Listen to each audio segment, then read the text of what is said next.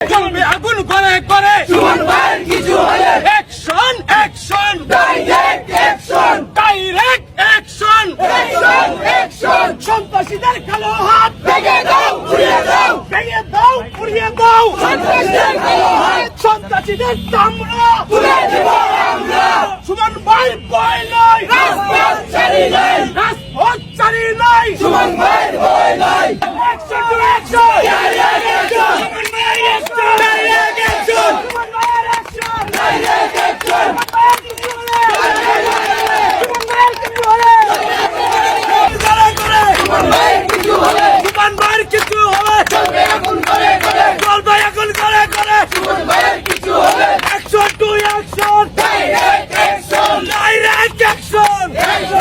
আজকে প্রতিবাদ সমাবেশ করতেছি আমাদের নয়নমণি আস্থাভাজন চুনারগড় উপজেলা মাধবপুরের একমাত্র আস্থাভাজন আমাদের বেশটা সুমন ভাইয়ের উপরে যে ষড়যন্ত্রমূলক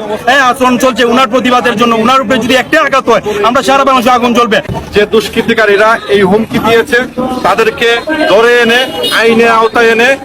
সুষ্ঠু বিচার দেওয়ার জন্য এবং বিচার করার জন্য আমি দাবি জানাচ্ছি। আপনারা হয়তো জানেন যে বাংলাদেশ স্বাধীন হওয়ার পর থেকে কিন্তু এই পর্যন্ত 16 জন রানিং এমপিকে হত্যা করেছে এবং রানিং কিছুদিন আগেও কিন্তু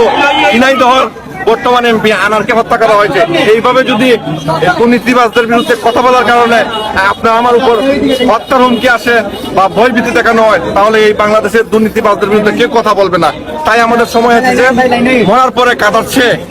বেঁচে থাকা অবস্থায় আমরা যুদ্ধ করব, আমরা এই সব দুষ্কৃতিকারীকে প্রতিহত করব এবং আমাদের প্রাণের নেতা ব্যারিস্টার সুমন ভাই যত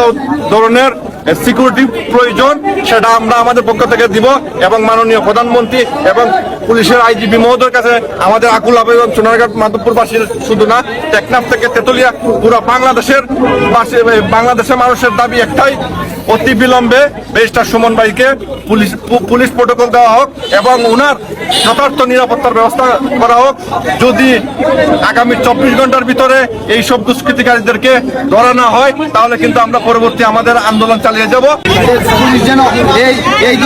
এইগুলার যেন সন্ত্রাসীকে আমাদের চিহ্নিত করে আমাদেরকে হাতে ধরে দিতে পারে, আমরা তাদেরকে চেনাতে পারি। এরকম ব্যারিস্টার সঙ্গে হারালে সোনারঘাট মাধবপুরের মতো সারা দেশের মতো এরকম তরুণ নেতা এবং সারা বাংলাদেশের মতো নেতা এরকম